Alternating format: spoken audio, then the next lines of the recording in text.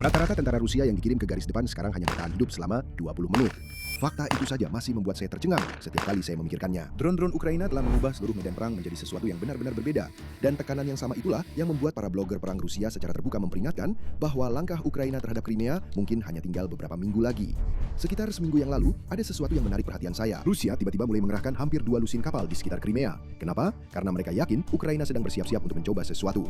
Para pengintai mereka terus melihat semakin banyak aktivitas Ukraina di lepas pantai.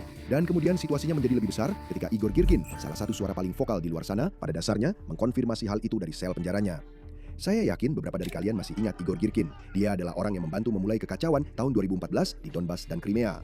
Dia juga yang menembak jatuh pesawat sipil, dan sekarang dia dipenjara karena terlalu banyak mengkritik Kremlin. Tapi bahkan dia pun bisa melihat tanda-tanda yang jelas. Menurut dia, drone-drone Ukraina sedang menghancurkan posisi-posisi Rusia di selatan, memisahkan unit-unit satu sama lain, dan kekurangan bahan bakar membuat semuanya semakin buruk.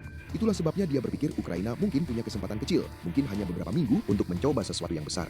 Dan alasan mengapa kesempatan itu ada, adalah karena Rusia mengorbankan orang-orangnya dengan kecepatan yang gila.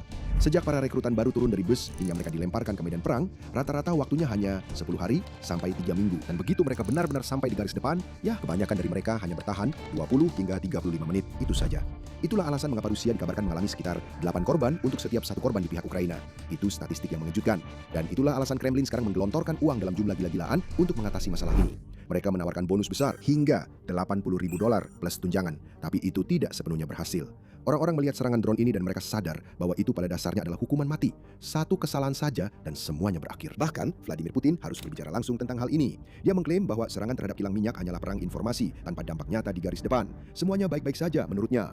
Tapi orang-orang Rusia mengkritik pidatonya di mana-mana. Jika Anda ingin mendengar lebih banyak berita tentang Vladimir Putin yang gagal dalam perang ini, silakan berlangganan.